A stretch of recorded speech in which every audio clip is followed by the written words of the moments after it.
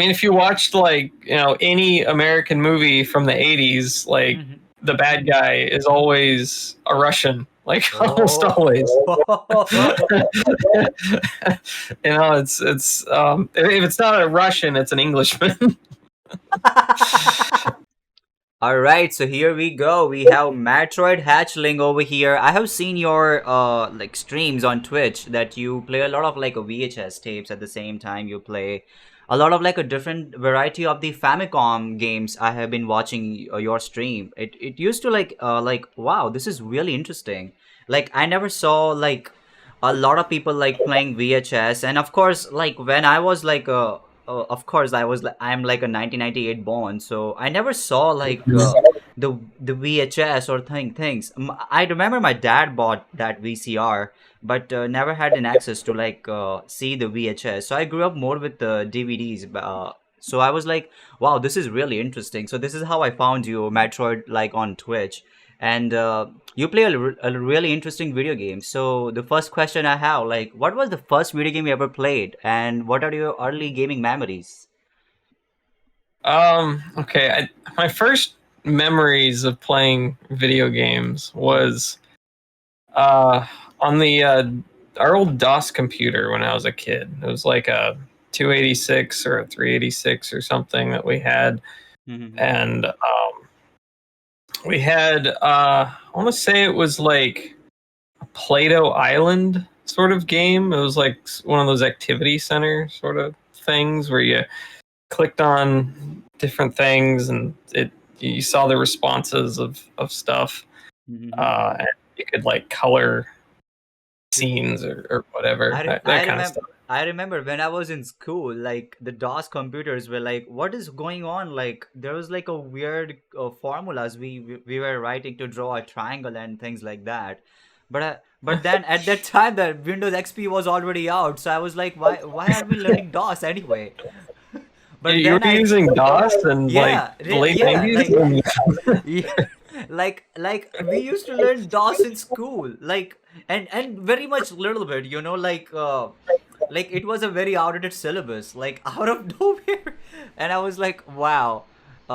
But I never knew that DOS games literally existed back in the day. Of course, Yeah. yeah, then of course I watched a lot of like content, of course, for thanks for the internet, and I saw like, oh my god, Doom used to exist on DOS, and I'm just like, wow, that's really Yeah. interesting. Yeah. That's really Yeah. interesting. What was But the yeah, that's hmm, mhm. what was the like I have seen you playing a lot of 53 stations. So what is the special game about? What is that special thing about that game on the Famicom you play a lot?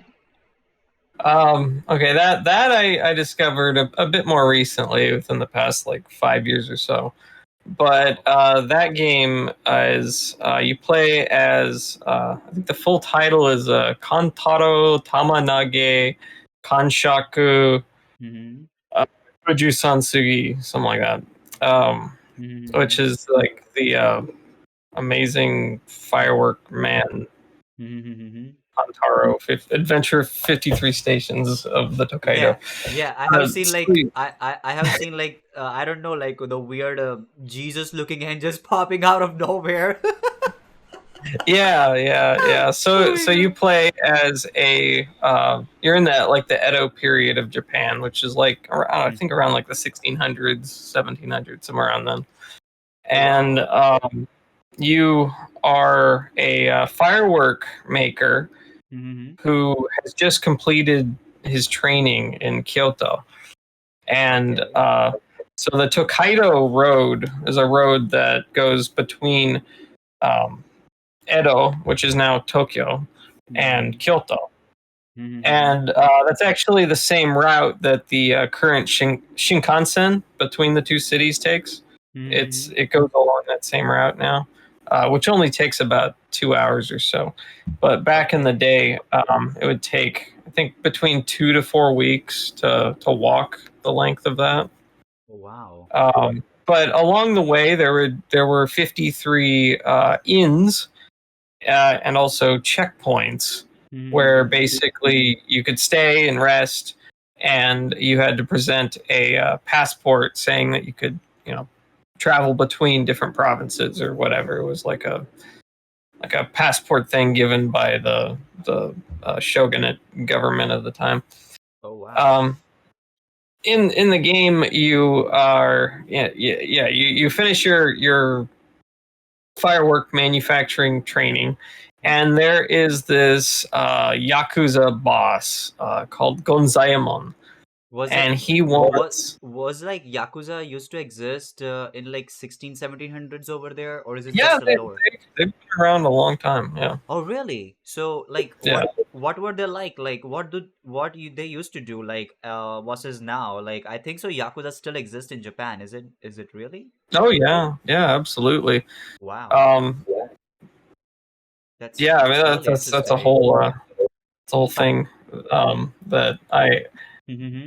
I don't feel qualified to like really go in deep on Yakuza history because I'm honestly not that aware of Wow, but how that's far back it goes. But that was like a really interesting time, like in that yeah, region. Like I have seen like in like 16s and 70s over here.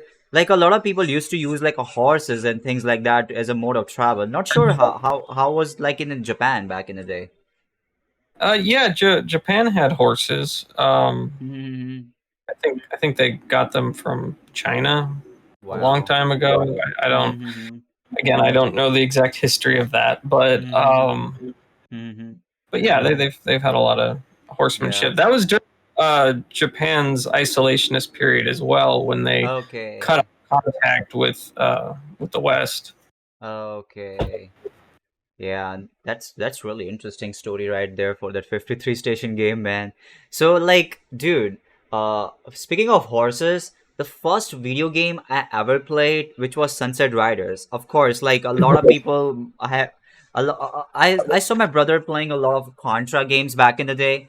Like the Yeah. Contra, and of course we used to have like a Famiclones, like not original Famicoms. So we has used to had like a Famiclone cartridges, and there was like a Contra game, and my brother used to play that a lot, and I was like just watching him, like oh my god. And then my dad bought Sega Genesis, or I would say Sega Mega Drive 2, which was like the second model.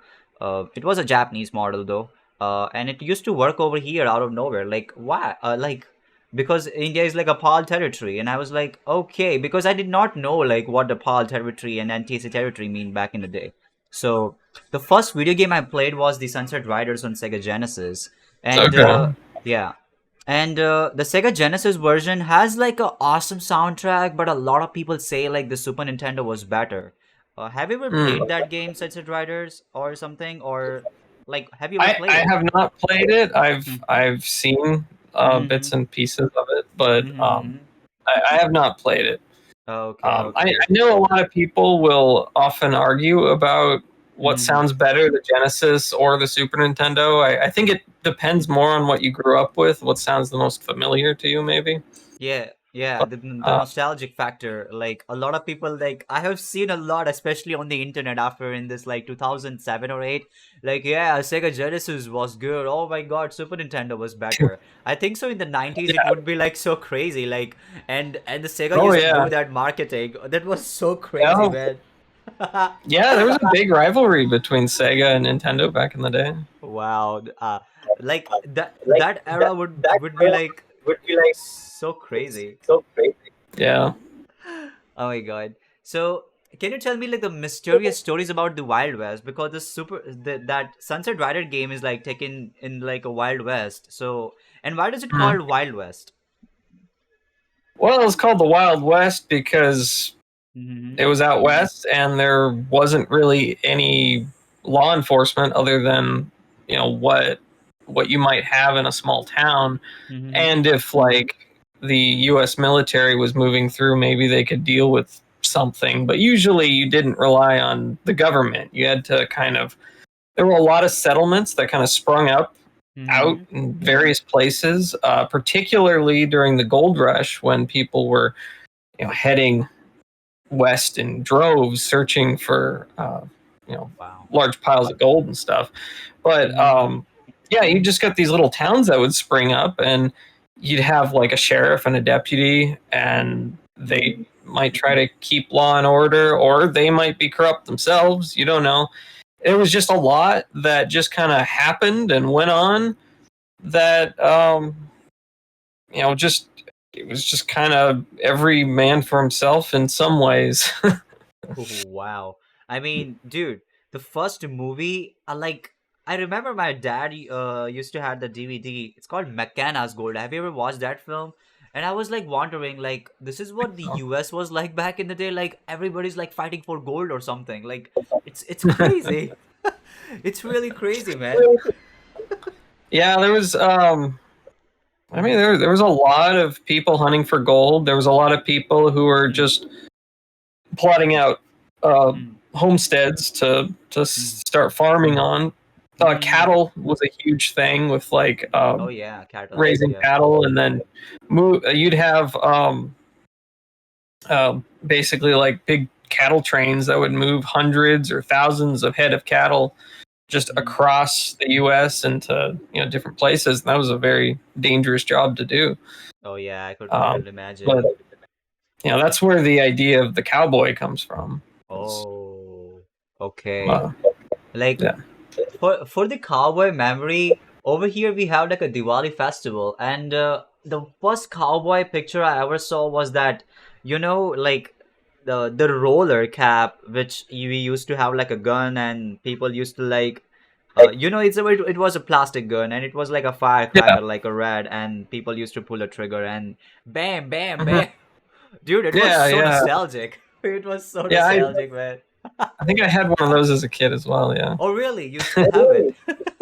Yeah. It was like a metal, fake revolver toy that you put like a reel of little cracker paper stuff, and it would hit it and make a smoke and stuff. So much fun, man. Oh my god. Yeah. So many memories like attached. Like, oh my god, I'm living like, oh my god, Sunset Riders type of lifestyle. Oh my god, I have that freaking gun.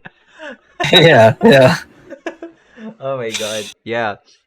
Okay. The next question I have is like, what video game console is your favorite, and why is it your favorite? I would say the PlayStation, the original PlayStation, is my favorite, with the Saturn as a close second. Okay. And because of just the amount and quality of games there are on there, I'm a big fan of Japanese role playing games and such, and there's a ton of really great JRPGs on the PS1, including my favorite game of all time, which is Legend of Legaia. Never played it. It's good. Yeah.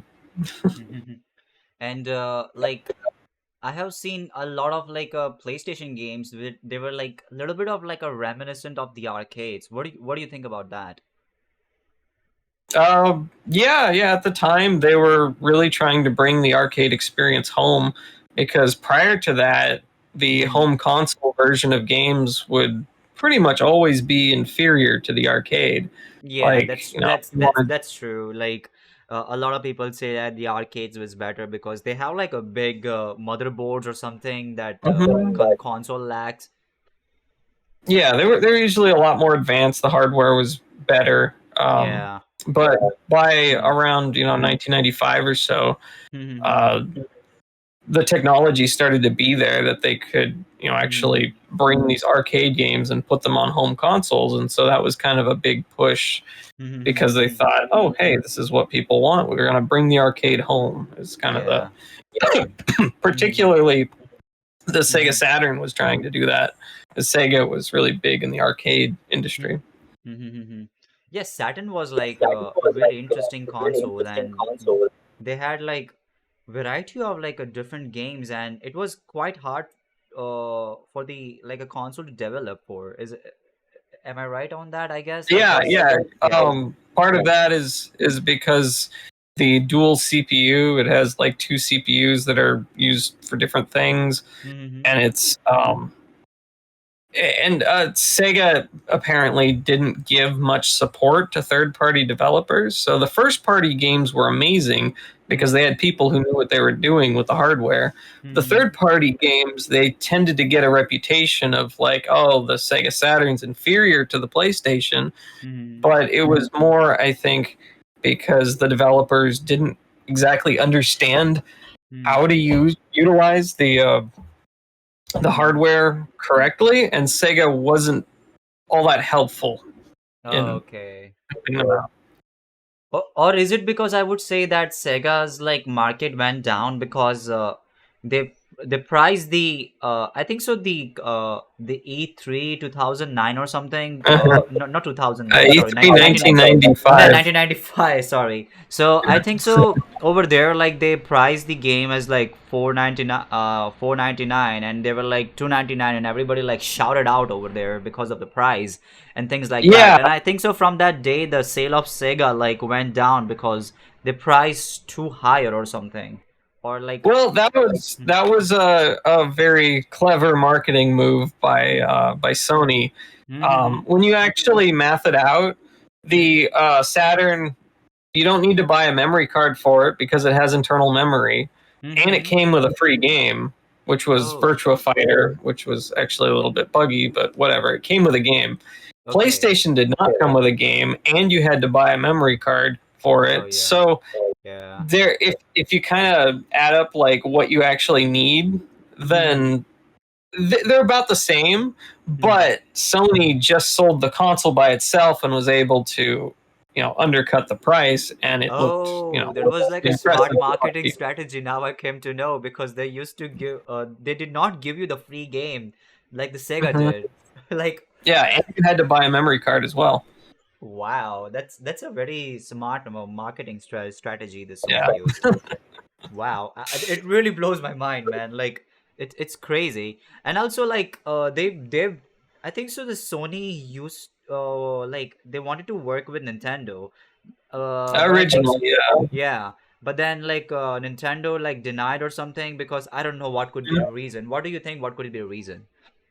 Well, I Mm-hmm. don't remember the exact details, but I Mm-hmm. believe Mm-hmm. uh, I believe that Nintendo was working with Sony to develop Mm-hmm. a CD-based console that was going to be the successor to the Super Nintendo.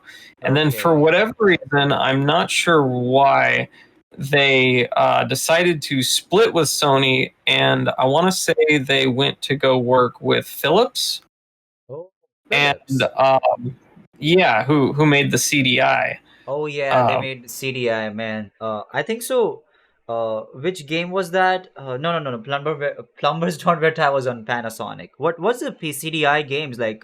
Zelda they released, I guess, Well, right? there are the Zelda CDI games, which was apparently part of the Mm-hmm. agreement of Nintendo and Philips splitting Wow. up. Where I forget if that was before or after they were working with Sony, but it was Okay. around the same time. But part Mm-hmm. of their like deal in breaking up was that Mm-hmm. Philips wanted the rights or the license or whatever to Mm-hmm. make, I think it was like three Zelda Mm-hmm. games for the Mm-hmm. CDI, and so that's why we have the really weird CDI Zelda games.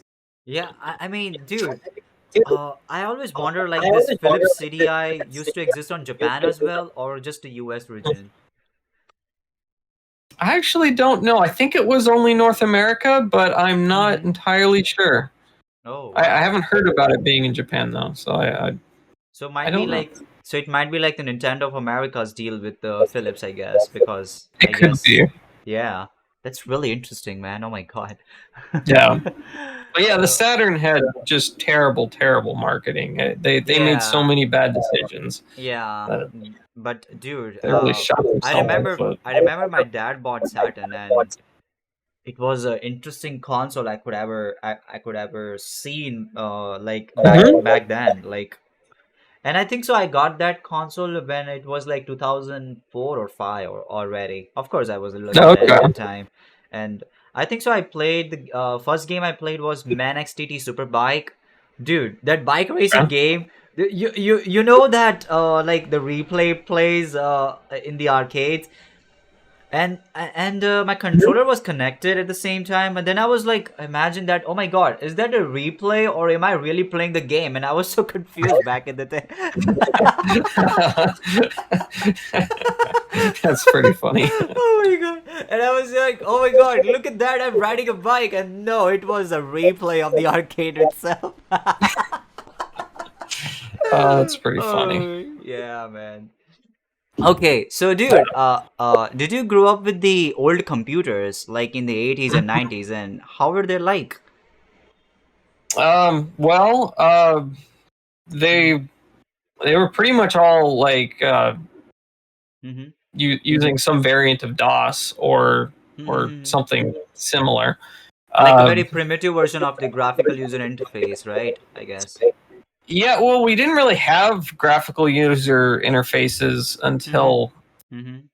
I mean we had some in like Mm-hmm. the early 90s, but I think it was really two things. You had the Macintosh computer that came out, and you Oh. had Windows 3.0, 3.1. Around there is when Mm-hmm. people started to take notice and use Windows more. When I was a kid, the first version of Windows that I had was, I believe, Windows 3.1. Oh wow. Um, but the Macintosh computer, I believe, in the late 80s, Mm-hmm. uh, was had a whole GUI built into it, and that was Okay. kind of a neat computer. It was like an all-in-one. Like Mm-hmm. the monitor was built into the computer itself, and it had a floppy disk drive in there, and then a keyboard that you could plug into it. That's quite like Mice, that's quite like a portable, like if the monitor has like a CPU built in itself. And I think so they brought the mhm, trend after like 2010 or something, because when I was in like school I saw that like we used to have like the monitors with the CPU attached, so no special place for like a CPU or something, you know. mhm. Hmm. Yeah, it's pretty common nowadays, unless you have like a laptop, I guess Yeah. that your it would be separate. Yeah. But Macintosh went with the kind of all-in-one thing for quite a Hmm. long time, even in the early 90s, or no, Hmm. sorry, early 2000s, when they Hmm. had those like really colorful see-through plastic-looking Macintosh computers. Like those were Wow. just a continuation of like where the Macintosh had started in the 80s. Oh, Um, that's but that's quite interesting. Like I think so in 2008 or 9 we saw a lot of like Windows XP, or I may be wrong, or probably more prior to that or something. mhm. Windows XP was like very revolutionary, like it changed a lot for the computers and allowed like Yeah, yeah, yeah, it quite changed yeah. a XP lot. was amazing. Yeah. Yeah. In the early mid, actually throughout most of the 80s, you had microcomputers, computers like the IBM 5150, which was technically like the first home PC computer. Mm-hmm. You had the Apple II, you had like the Commodore 64, the VIC Oh, 20, the TRS oh, Commodore 80. 64. Oh my God, man. Like the commands you have to type for that, it's quite interesting, you know. Like Yeah, yeah, yeah. I tried loaded up Contra in the Commodore 64. Terrible game. Oh my God, but Mhm. Oh, dude, yeah, yeah, yeah, that command yeah. loading as well, it was like quite interesting. Mhm. Like wow, like people used Yeah, to it was. control computers without using mouse, like only Oh, keyboard. yeah. Yeah, I was gonna say that mice weren't even really a thing Mm-hmm. until like I don't know, about 1993, 94 is kind of when they started becoming more common. But even then, Mm-hmm. like I have a copy of Windows 3.1 in the other room Wow. that actually comes with a mouse, and it's like advertised on the front of the box. It's like brand new, comes with a mouse, and it's got like explains on the back like what a mouse is and how you're supposed to use a mouse. I mean, it was just like a totally new concept in the Wow. 90s. So it could be like you have to like load up the trackball or something. I think so that was Yeah, the like, it's got a little trackball on the bottom. Yeah. yeah, the this one is like a it has like a laser. Yeah. The Nowadays, the mice have lasers. yeah. Yeah. Like the laser ones were like, I don't know like why they used the laser, because the trackball was like more satisfying, you know. It was like used to roll on the floor and I like the trackball, the feeling yeah, of it, but yeah. the laser is more, I guess, accurate. I Yeah, it has like a more DPI or some things like that, which is used for Yeah, more like the PC ball gaming. would get dirty. Like if you used it a long time, the ball would get dirty. You'd get kind of gunk and hair and stuff like Yeah, dust in there, and you have to clean it the out. dust. Yeah, yeah. Um, It's yeah, quite, yeah. yeah, That's really interesting. Like how far the technology has evolved, and now we yeah. I have mean, like trackpads and things like that. You know. yeah. I mean, the computers advanced so much through the Yes. 80s and 90s. Like it was absurd how Hmm. fast Mm-hmm. technology advanced. Like it feels weird Mm-hmm. now at this point where it feels like computers have kind of stagnated in a way, at Yeah. least in like technological power. It's like how much Yeah. Like stronger do you need them to be at this point? especially for the phones, like I don't even feel like buying a new phone anyway. I use iPhone 13, and dude, how am I going to be so stupid spending the say like just little bit amount of money to buy iPhone 15? It's basically same. Little bit of camera is changed, or like AI is changed, and they changed the USB-C or some things like that.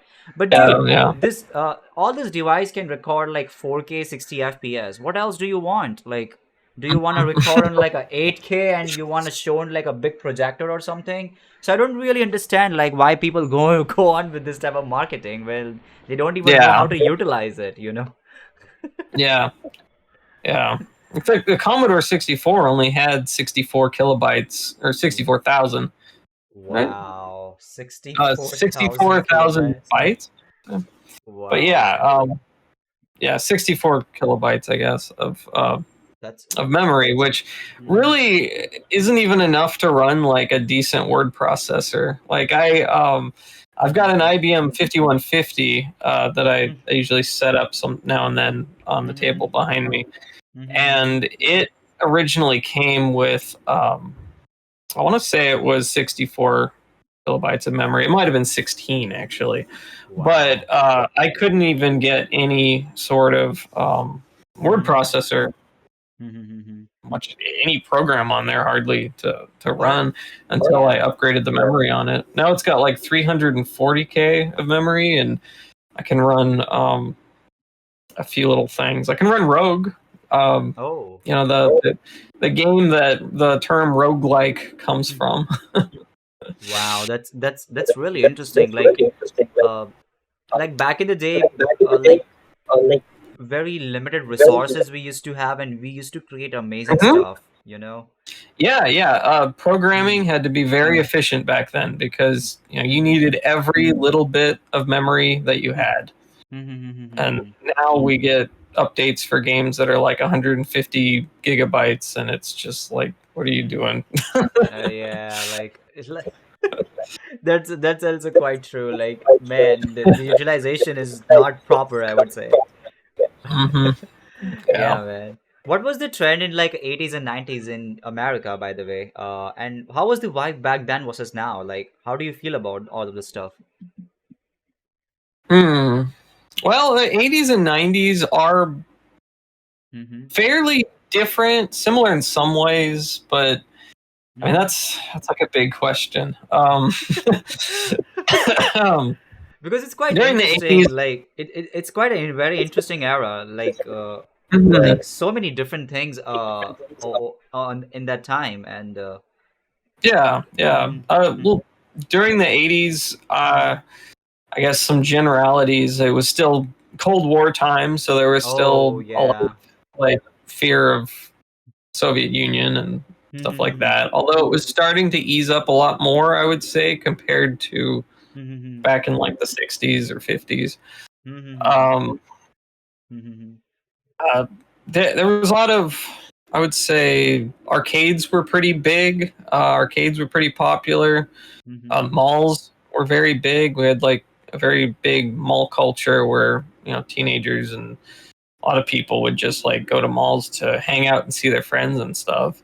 Mm-hmm. which that doesn't really exist today. I Mm-hmm. feel like some Mm-hmm. cities barely even have malls anymore, but Oh, even in cities where you do still have malls, okay. um, it's a little bit less. I don't know. I feel like I don't see people just like hanging out there or having fun or whatever. They're just there to shop. Yeah, that's true. Over here, I have seen like people go over here for like malls to have fun, basically, or like I would say a window shopping or things like Mhm. that. Like they like brands and they like to see like the new fashion trends and things like that. Or probably it's just too hot outside, so people just like to be in the mall and have a nice chill centralized AC, enjoying that, I guess. Yeah, Yeah. I would say one of the biggest differences, Mm-hmm. particularly with how the internet has changed things, is Mm-hmm. how back then there Mm-hmm. tended to be more of like a connection Mm-hmm. of like a shared understanding of stuff. Perhaps maybe I'm wording this badly, but a Mm-hmm. like okay, so you had TV Mm-hmm. back in the 80s. You didn't have that many channels. I mean, you Mm-hmm. might have like 10, 20, something like that. Yeah, Like true. this was before cable really was a thing, and in like the late 80s is kind of when cable started to happen.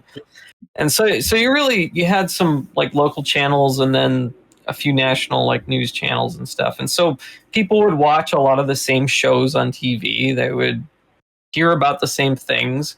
Mm-hmm. A lot of people would watch MTV, and that's how a lot of people knew about new music or Mm-hmm. listen to the radio or stuff. That was pretty common as Dude, well. dude, the radio is like completely gone.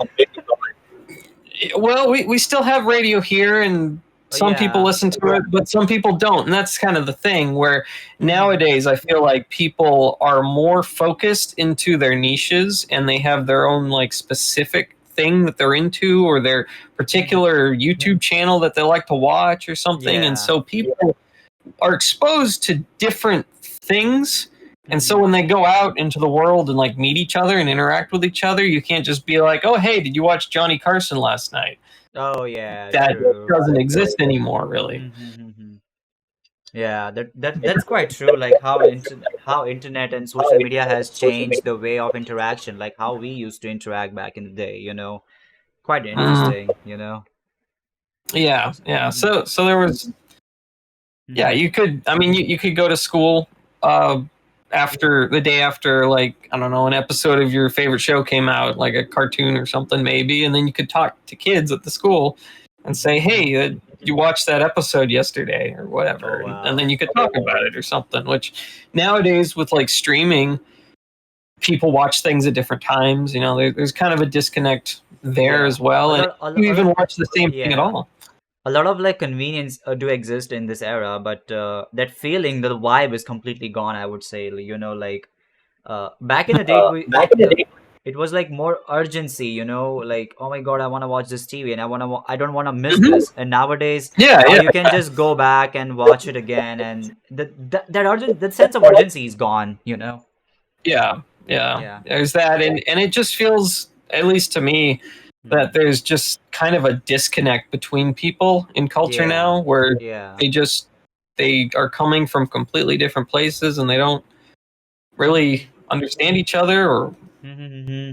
even know the same things. Like, Yeah, a lot of people have like anxieties like talking to people nowadays. Like, oh my God, I don't want to interact. I mhm, just want to get this thing done and get out from here. It's kind of like that, yeah, It's which I it's quite think weird. might be a reason why people focus so much on sports games, because Oh that's like one of yeah. the few things that actually has that immediacy now, that that's something that people can relate to if like Oh yeah, you're that's both true. into watching Especially soccer or something. And, especially football. Over here, the famous sport is cricket because Commonwealth games, colonial things like that, and it's still getting mm, continued over here.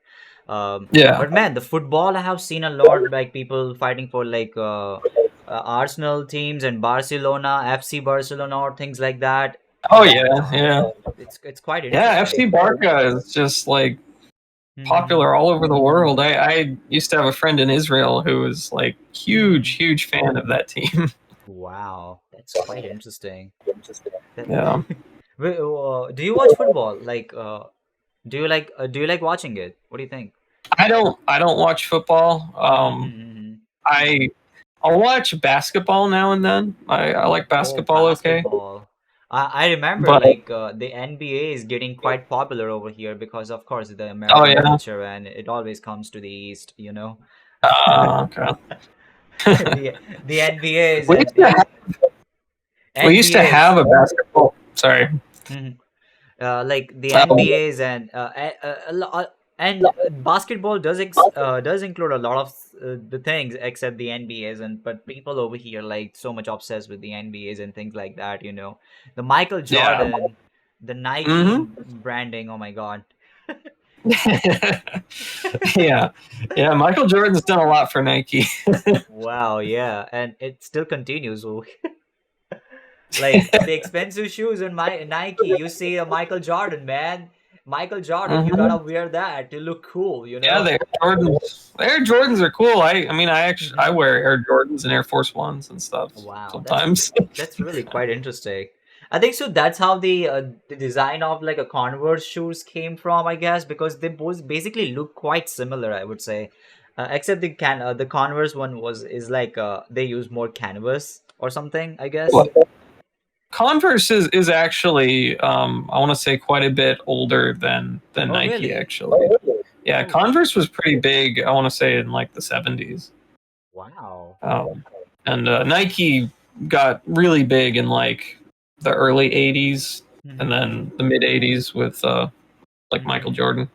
Wow, that's quite interesting. Like, I think so. The Converse, that logo of star, I think so. That might be coming from like a Hollywood because people like obsession with the celebs or something. What do you think about that?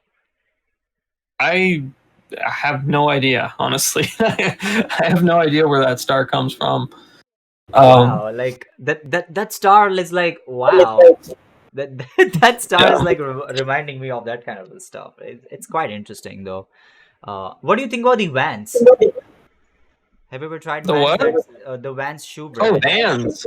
I used to Vans, wear yeah. Vans when I was a kid. Wow. They're kind of big skateboard shoes. My brother was a skateboarder, and as a kid, I Mhm. wanted to be a skateboarder, but Wow. I would always fall off the skateboard, and I never Mhm. got very good at it. So I wore the Wow. shoes, but I wasn't actually a I, skateboarder. I never tried skateboarding, man. I always imagine I'm gonna fall my ass off into this thing. Yeah, yeah. I mean, if you skateboard, generally you will fall. Yeah, Yeah, yeah. You just it's quite. love But it to enough to stick we with it. used to have like that bike, you know, that one leg in the bike and one leg like you can just paddle the thing and you can just go on.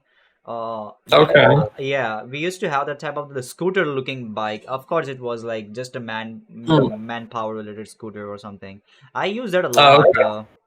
I use that a lot. It was made of steel. It was quite fun, man. Like like all my a house, razor like scooter. yeah, it's kind of quite like that. Yeah, Okay. it Okay. was quite weird. Uh, Yeah. like the, but I had a lot of fun time playing with that thing. But I think so that I think so it was like quite safe compared to like you know the skateboard because you have to balance the whole body at the same Mhm. time. Have you ever tried roller Yeah. skating?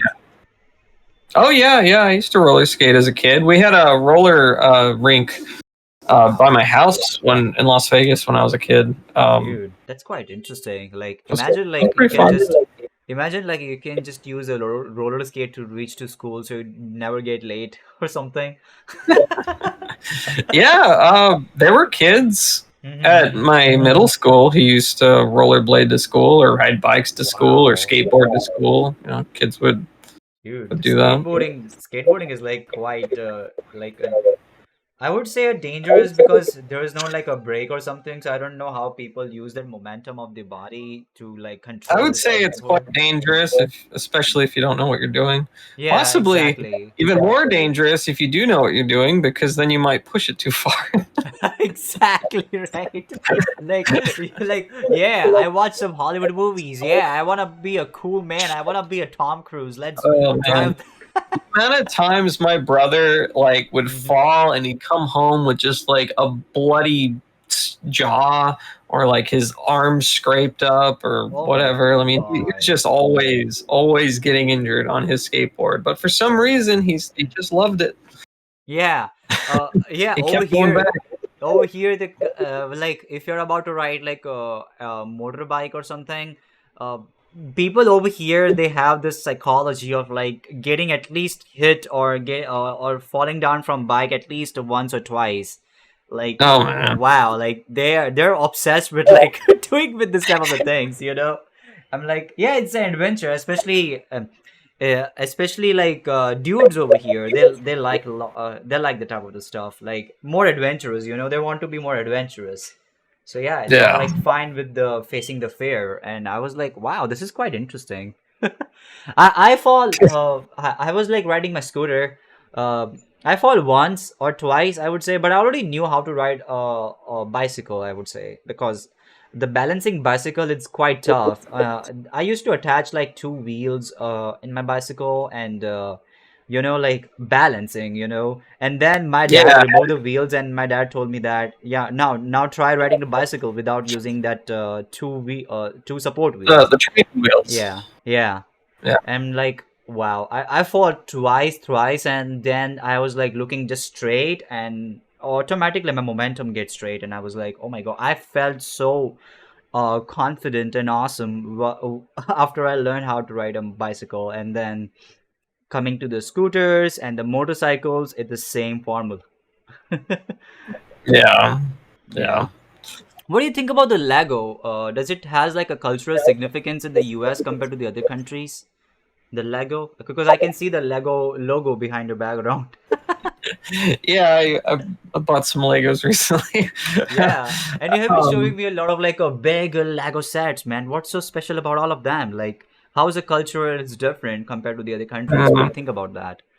well, Lego is very popular here. Like Wow. as far as most toys go, I feel like a lot of toys have been in decline, like Mm-hmm. action figures and things of that sort that are Mm-hmm. well back when I was a kid, you know, in the 90s, like action figures were huge. We loved action figures. But now kids have, you know, like iPads and like ridiculous amounts of video games they can play.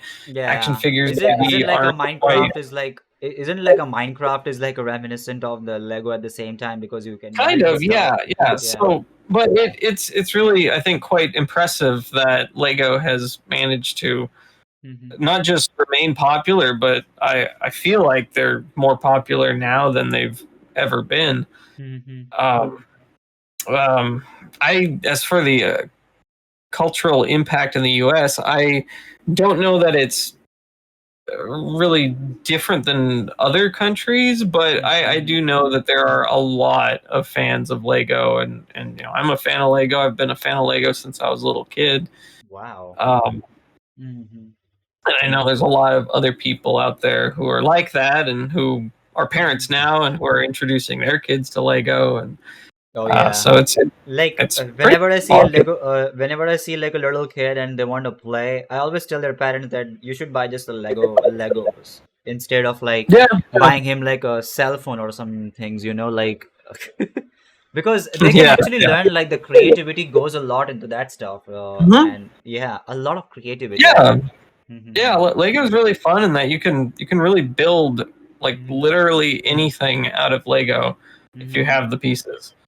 Mm-hmm. And so That's there's a lot of creativity to it, and you know it's like very similar to like Minecraft, where you know you're just building stuff, and that's mm-hmm. fun to a lot of people. I enjoy it. It's a good way to express creativity in a way that doesn't feel perhaps as pressured or daunting as like say doing like actual art like drawing or something. It might maybe, you know, ease them into being creative a little bit more perhaps, where they don't feel so Yeah. pressured. I don't That's quite interesting, man. Like, I always yeah, like the concept of Lego. Like, a lot of things goes into it. You know, it's quite know. interesting. It's quite interesting, I would Yeah, say.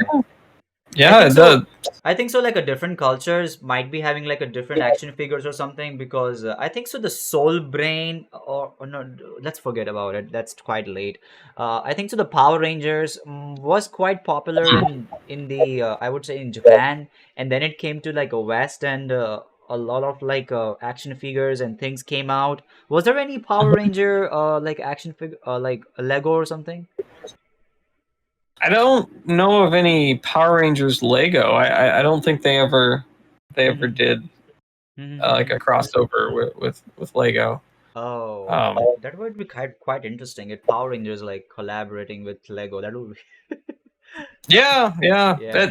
that's kind of, I want to Mm-hmm. say recent, but I mean it has actually been quite a while since it started. But the Mm-hmm. Lego using licenses Oh didn't yeah. really used to be a thing. I want to say the first Lego like licensed theme Mm-hmm. was in 1999 with Star Wars when they Oh. did the first Star Wars Lego figures, and that I think opened the door to Mm-hmm. bringing in Batman and Dude, Spider Man and the Ju- Avengers and Harry Jurassic Potter, Park. Jurassic Park Jurassic was Park. Yeah, I yeah. I remember like I used to have like that dinosaur and I never like really knew like how do I build a dinosaur out of this Lego set and my Mm. dad built it like it was quite interesting like damn it Oh, just okay. looked very interesting, you know. Yeah, Yeah, man, yeah. like different that culture is like I'm so glad that there are still people out there who really enjoys this type of creativity and things like that except like the Hmm. influencers have ruined all of the stuff I would say especially in the social media, you know, like And a the random and dudes the and popping the out of nowhere and dancing and things like that and god damn man. oh yeah, yeah. There is I guess I haven't looked too much into it, but there's also like a somewhat of a culture of Lego investing, where Mm-hmm. people will look at Lego sets like purely from like an investment standpoint of like, okay, the set has these figures that are exclusive to it, and it, Oh like there's just people just go in there and they'll buy like 10, 20, 30 copies of one particular set, leave it wow, sealed, put it in their closet for like 5 years, and then try to flip it. that's quite Because a interesting. lot of Wow. Lego sets do tend to raise in value quite a bit, particularly the Star Wars ones. That Mm-hmm. the finances around those are just kind of silly to look at. It feels like there's a little Mm-hmm. Django Fett figure that Oh came yeah, the out. Django, dude. The Django is really interesting. Wow. It came out with the Slave One. I want to say Mm-hmm. like 2002 or something. He's like a Mm-hmm. $350 figure. There's the Boba Fett from the Cloud City set, who Mm-hmm. that was way back in the day. That was like 2000, but he goes for like 2 to 4 thousand. I want to say now, Mm-hmm. just for that one figure. Like it's it's absurd. Wow, quite interesting, But man. The Legos. Wow. What do you think everybody's. about Mhm. What do you think about the ever-present threat of the nuclear war shaped the American cultures in the 80s? Because they Uh, used to portray a lot of like the Soviet Union and the US and things like that. Especially if you have played games in the NES like Russian Attack, they are like slightly portraying you know the Russian like they're going out and killing the commies and things like that. So what do you yeah, I think mean, about all of that? You know? yeah, I mean, if you watched like any American movie from the '80s, like Mhm. the bad guy is always a Russian, like almost Oh. always. If it's not a Russian, it's an Englishman. but yeah, yeah, it's just a very very heavy anti USSR Oh my God. uh, Like I can sense in like understand that like the media. USSR wants to increase and like if you ever play the Contra game, like uh how they're portraying the game is like the Nicaraguan rebels. Of course, somebody was funding Yeah. over there in the Central America, and like they were fighting with the Sandinista group in that time. And Dude, it was a Yeah, quite interesting time, like how the US and USSR, yeah, like used to like, yeah, you know, battling with each other. And yeah, we see a yeah, big fat bloated American dude and a wild, a wild yeah, bear. yeah, Like it's quite interesting, man. Oh my god. yeah, yeah. There was also back then not Mhm. a whole lot of like connection between the peoples of Mhm. each country because Mhm. there was no internet and they were fairly isolated from each other. So Exactly. really, And part of the reason why a lot of like a xenophobia comes into this, like they are just not used to like getting used to the different culture, because at the same time, like the USSR and US, a complete different culture, man, complete different people, different language, and everything is different. Like it's quite weird, like how the wars portray, and like a lot of propaganda goes into it at the same time. Like you're just Mm, never getting like that vibe to getting used to know, or trying to get in their shoes, like how they perceive the world, except how you perceive yeah, the world. yeah. Yeah. My mom was telling me a story a while ago Whoa. about back in the mid to late '80s. It might have been the late '80s when the Moscow Circus came to Las Vegas, Oh. where she lived, and she went to like a party with some friends or something, and Mm-hmm. the people from the Moscow Circus were there, and she Mm. said it was the first time she had ever met a Russian before, and she had Oh. no idea what they were like. She had no idea, just it was just Mm-hmm. like you didn't know about these people. Yeah, you just had no contact with them or access to their culture really, Mm-hmm. unless maybe you were someone who traveled a lot or had special permission to travel between the countries or Mm-hmm. whatever. Mm-hmm. um so yeah, it was just it was very different, where now you could just open up YouTube and see like, oh, let's look at what Russian channels Yeah, put exactly. up and you can watch How were the them. And situation of the travel back in the day? Like, if somebody wants to travel to USSR, like the US government was allowing or not, or they were like not allowing? How was the situation? I don't know the specifics of that. I want to say you probably had to have a valid reason that the government would accept to go there. Oh I yeah. think typically, like U.S. citizens didn't just go to USSR. They did now and then. Mm-hmm. For example, Victor Tsoi of lead singer of Kino Mm-hmm. he was very close friends with an American lady who would Oh, often go to visit him. that's quite Um, interesting. but But I would it be. was typically something that Mhm. someone would do more if they were more adventurous or had a business reason to be there or something like that. Oh Like yeah. people Like, didn't just go on vacation to Soviet Union from the U.S. wow. I mean, I could imagine like how the visa interviews might be over there, like what type of questions they might be asking. It's quite interesting. Like, yeah, like Mhm. the US officials, like, why are you going over there? Are you like a spy or something? Yeah, yeah, yeah. There's it's a lot of suspicion on both sides. Yeah. Is it the same, or is it like different? How do you mean? Like the situation is still same, like it's coming from the nostalgia of like the USSR or something. Nowadays it's Russia. So like if any American wants to Mhm. go to Russia, like they can go or something. What do you think? Uh, I think you can. Like, Mm-hmm. I think I haven't looked too much into the specifics of it, but I Mm-hmm. believe you can. It's just the difficult part is that currently no airlines are flying into Russia. So Oh you're gonna have yeah. to like fly to Turkey or Armenia or Azerbaijan or something, and then like take a train in. Oh yeah. Like And there might be some difficulties there, but yeah. mm-hmm. I have seen like a lot of like wars going on in like Azerbaijan and Armenia region and things like Hmm. that. A lot of like a different Yeah. situation over there. And Yeah, they've been Azer at war for quite a long time now. yeah, I think so. The USSR, I would say Russia, not USSR.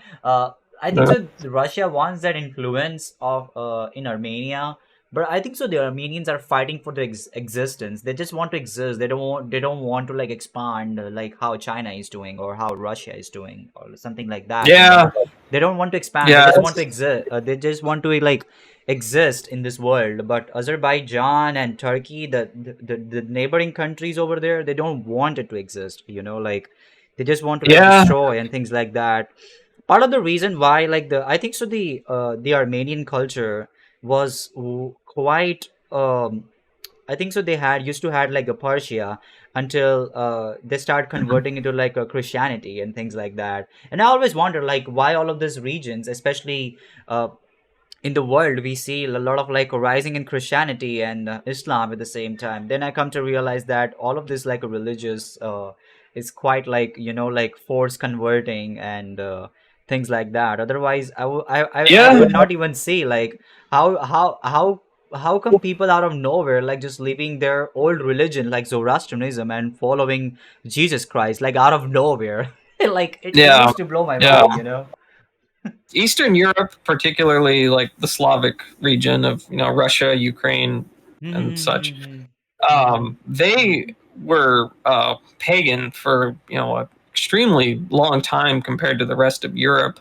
Oh wow. Um, and they had a similar kind of religion to the old Nordic mythology of like Zeus and not Zeus, sorry, Odin. Isn't Zeus is like a Greek or something? Like a Zeus is Greek Greek, yes, mythology? yes, yes. I meant to say like Odin and Thor and those Oh guys, but yes, yes, yes. it was still distinctly different, but kind of had a lot of similarities with the Nordic Mhm. mythologies. Oh Um, yes. and most of their like idols and stuff were made out of wood, and Mhm. so were burned by the Christians. Oh. You had a lot of Mhm. yeah, yeah. It was pretty bad, but Mhm. Yeah, yeah, like they held out longer than most, I would say. all right, dude. That's quite interesting though. What do you think about the fall of the Berlin Wall, which increased a lot of like international trade, especially in the 90s? So how does it change Mhm. the American perspective in the world? What do you think about that? Well, the fall of the Berlin Wall, I believe, was seen by the U.S. and particularly as like a major win sort of thing. Kind of a Mhm. us versus them sort of mentality, I guess. I read Mikhail Gorbachev's last book that he wrote before he died, Mhm. and he talked quite a bit about the Berlin Wall and perestroika and glasnost, and Oh. basically his idea that he said at the time was that he wanted the German people basically to choose their own future. He didn't want to have Russia keep choosing their future for them, Yeah, and so true. that's why when you know Mhm. things started to rile up in uh, Mhm. East and West Germany, Mhm. he intentionally did not send in the Soviet military because he was like, okay, they can decide for themselves what they want for the future. Mhm. Um, but yeah, I think really the end of the Cold War in general, I want to say, um, at least in the American mentality, I can't speak for the rest of like Europe Mhm. or Canada or whatever. Yeah. Um, I think really saw it as like a victory Mhm. for the West, Mhm. and kind of like a defeat for the Soviet Mhm. Union. Yeah, Whereas that's I true. don't think the Soviet Union necessarily saw it as a defeat. So Mhm. there was kind of a differing mentality there, I want to Mhm. say. Yeah, it's quite a different mentality like how Russia is like they still like believe that they want to establish Soviet Union, but in a different way, like not how it used to exist in like a Stalin era back in the day. So like Mm. very like I would say like a modernized Soviet Union. I would say like it's going to be rising, And that's what the US sees as always as a threat, or like they just don't want to they just don't want that thing to happening, so they are like, the NATO's and things like that, and this over here war funding over here in this war, so that the Mhm. region can off balance and things like that. So quite I think interesting, really. NATO and the U.S. in particular is just wants to Hmm. expand their influence and their sphere of control. Really, like Yeah, I don't that's know if true. it necessarily has anything to do with the Yeah, Soviet Union coming back or not, but I think they yeah. just want more control. Yeah, they actually want more control because they still see Russia as a big threat. Because at the same time, like Russia is like you should not be like messing with Russia at the same time, I would say, because they have a lot of natural gas and so many Mhm. resources. Like it's a crazy amount of Yeah, resources they has. Like yeah. wow, they don't even need to dealing with a different country because the country can like feed them themselves. Mhm. It's kind of like that, Yeah, man. no. And Russia has a long history of being independent and going through hard times. Like they're very Hmm. hardy people. Yeah, very hardy. Like I'm like always like interested about like a Russian culture. It's quite similar. Like I have seen like in the Google Maps, like the Bulgaria and Slovenia or Hmm. something, that region, the Eastern Europe, and they use like the same script. I think so, the Russian script. Oh, I don't know how. Sincerely. Yes, yeah, that script. Uh, and I always like interested to know like how this culture over here is so much similar to the Russia, because they used to be a part of the USSR and things like that, Hmm. and the different cultural change and rise of the westernization and things like that, and it's quite interesting, man. Like how people perceive life over there. Yeah, yeah. Hmm. It is interesting. Yeah, it's quite interesting, man. Yeah. What do you think about the sense of communities lost in the digital age, especially in the social media age? Because I believe in America is more individualistic culture, like you and your power, your ambition, and things like that. Other world goes to like hell and things like that. Whereas, Hmm. especially in India, or I would say the Eastern Bloc, where I live, it's quite collectivist. Like they want to support their families and their last name, the pride of their last name. What are the thoughts on Hmm. that? What do you think about that? Yeah, well, I think most of Asia in general has Mm-hmm. a much more group mentality towards things. I know Mm-hmm. Japan very, very, very much has the Mm-hmm. collectivist mentality.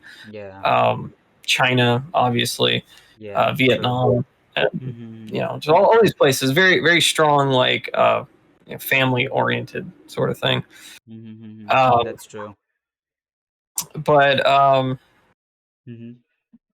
sense of community lost in this digital age. Mm-hmm. There are definitely more online communities now Yeah. where you can connect with people who uh, have similar interests to you, or are very focused in a particular niche that you're interested in. So you can Yeah, have much more focused groups.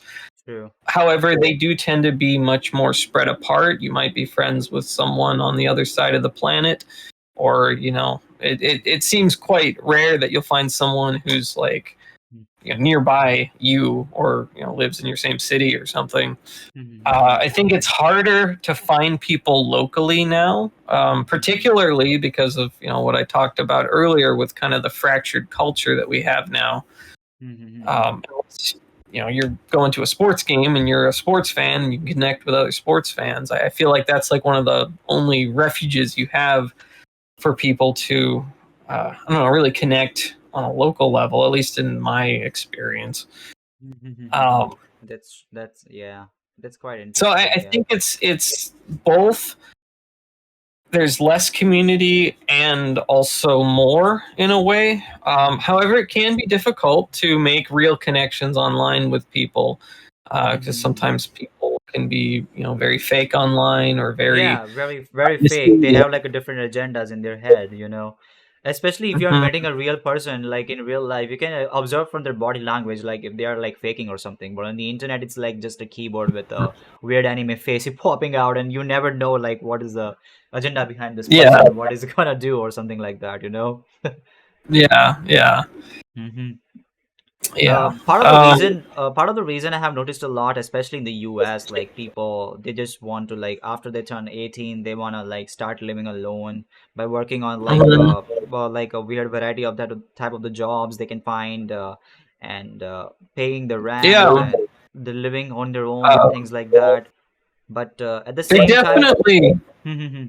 there definitely tends to be a pressure. Again, at least in the U.S., I feel to move out and live on your own and be independent. Like it, I feel like in many ways, if you are living like with your parents or with your even like if you're just like living with your brother or something like you're living with family, it's almost seen as like you're a failure for not making Yeah. enough money to exist on your own or something, which Oh my God. That's is a very that's quite a difficult dangerous. mentality That's quite to a live. dangerous mentality at the same time, because like over here it's like a one unit over here. Like a one unit is doing great.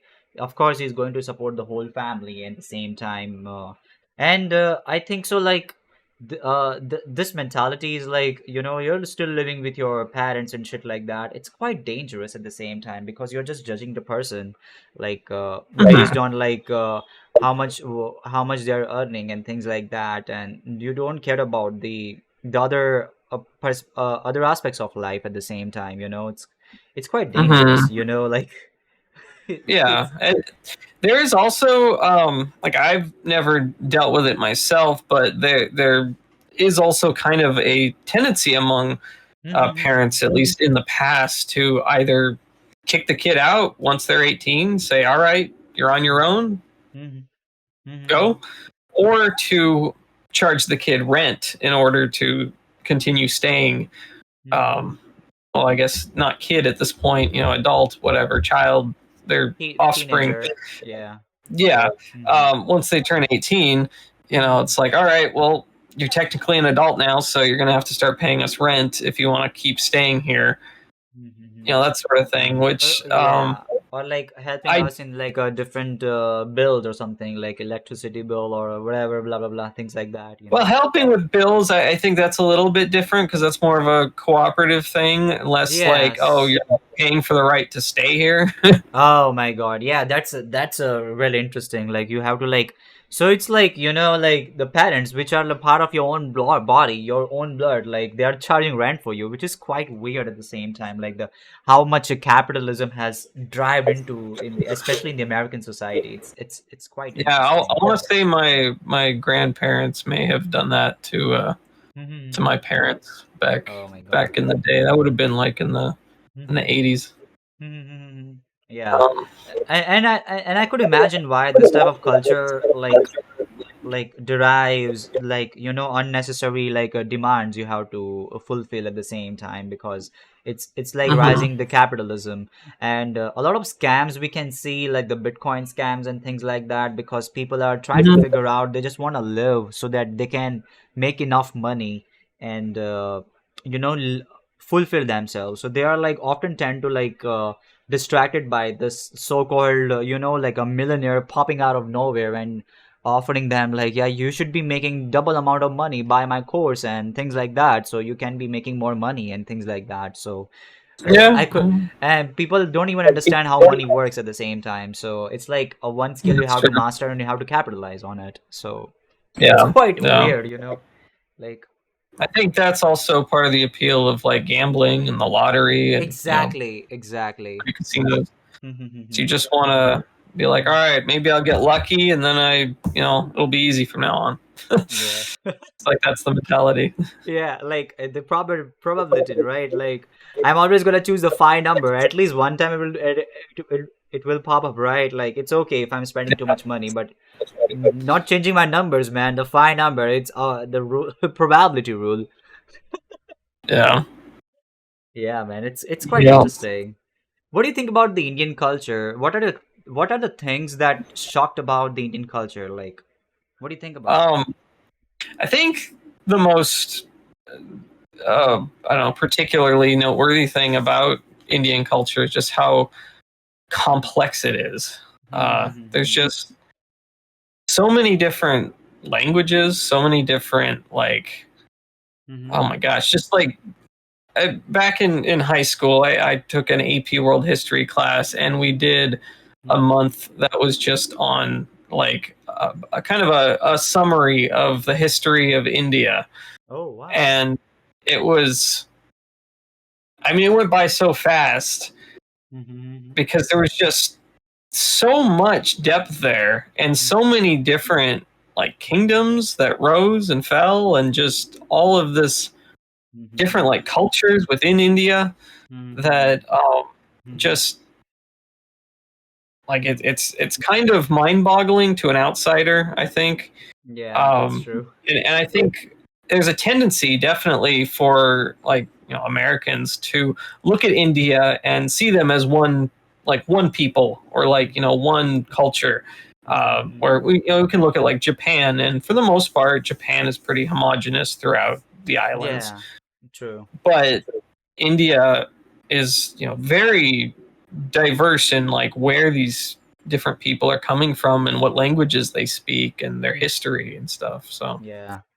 Over here, like we have like 20,000 of different languages and different grammar, Mhm. different script they use. Because back in the day, we used to have like a Sanskrit as a language, which is known as like a very like ancient scholars they used to speak a lot over here because that's a quite, I would say, a very perfect language. I would say like a very, I would say, uh, like how, I don't know what is a perfect word for English. Like it's like the numbers. Do you remember the Mendeleev's periodic table? He used the way of like a Sanskrit language to like literally classify the elements into that. And you might be seeing Mm. the Indiana Jones, like he's reading the Devanagari script, and you can see like how Sanskrit language can be so perfect for programming and things like that. The Mm. Interstellar movie, which also portrays that things.